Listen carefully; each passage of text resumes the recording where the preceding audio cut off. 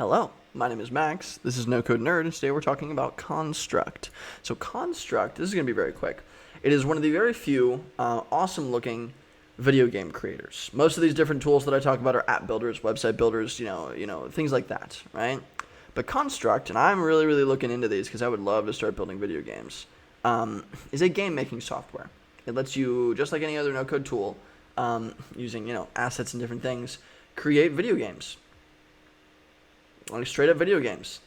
There's some really impressive versions of these different things, and a lot of them look relatively two-dimensional, but it looks like they've created a whole bunch of different things. Like, it's very cool. Zynga uses them, which is wild. Sega uses them. There's some really cool stuff that comes out of these tools like this. So if you want to start building video games, check out Construct. There's very few game makers out there.